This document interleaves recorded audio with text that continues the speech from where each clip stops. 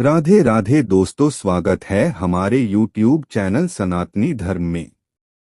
तो बता दे कि सावन मास की पूर्णिमा व्रत के दिन जरूर करे श्री सत्यनारायण भगवान की कथा और जानिए इसकी महिमा। हर महीने शुक्ल पक्ष की चतुर्दशी के अगले दिन पूर्णिमा तिथि पड़ती है।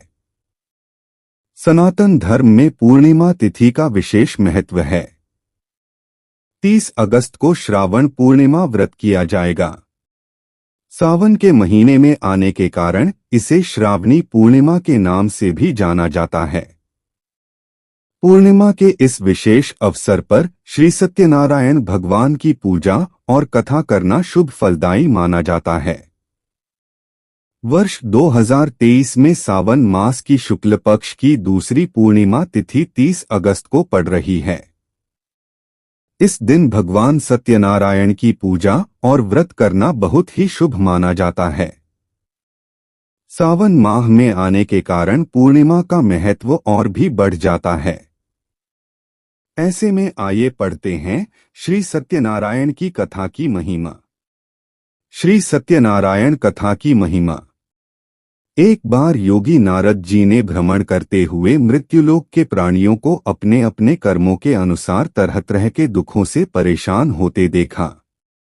इससे उनका हृदय द्रवित हो उठा और वे वीणा बजाते हुए अपने परम आराध्य भगवान श्रीहरि की शरण में क्षीरसागर पहुंच गए और स्तुतिपूर्वक बोले, हे नाथ, यदि आप मेरे ऊपर प्रसन्न हैं तो मृत्युलोक के प्राणियों की व्यथा हरने वाला कोई उपाय बताने की कृपा करें।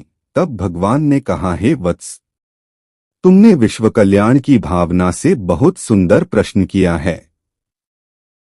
आज मैं तुम्हें ऐसा व्रत बताता हूँ जो स्वर्ग में भी दुर्लभ है और महान पुण्यदायक है तथा मोह के बंधन को काट देने वाला है। जो भी व्यक्ति श्री सत्यनारायण व्रत विधि विधान से करता है उसे सांसारिक सुखों को भोगकर परलोक में मोक्ष की प्राप्ति होती है। कथा के अनुसार एक शतानंद नाम का दीन ब्राह्मण था। वह अपने परिवार का पेट भरने के लिए भिक्षा मांगता था। ब्राह्मण ने सत्याचरण व्रत का किया और भगवान सत्यनारायण की विधिपूर्वक पूजा की। इसके बाद ब्राह्मण को सुख की प्राप्ति हुई और वो अंतकाल सत्यपुर में प्रवेश कर गया। ठीक इसी तरह एक काष्ठ विक्रेता भी व राजा उल्कामुख भी निष्ठावान सत्यव्रती थे। ये भी सत्यनारायण की विधिपूर्वक पूजा करते थे। यह व्रत करने से इन्हें भी दुखों से मुक्ति मिल गई। श्री सत्यनारायण की कथा बताती है कि व्रत पूजन करने पर प्रत्येक व्यक्ति का समान अधिकार है, चाहे वह निर्धन धनवान राजा हो या व्यवसायी ब्राह्मण हो या अन्य वर्ग स्त्री हो या पुरुष।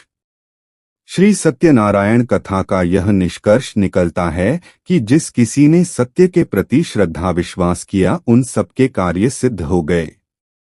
जैसे लकड़हारा गरीब ब्राह्मण उल्कामुख गोपगणों ने सुना कि यह व्रत सुख सौभाग्य संतति संपत्ति सब कुछ देने वाला है, तो सुनते ही श्रद्धा भक्ति तथा प्रेम के साथ सत्यव्रत का आचरण करने में लग गए और फलस्वरूप इहलौकिक सुख भोगकर परलोक में मोक्ष के अधिकारी हुए।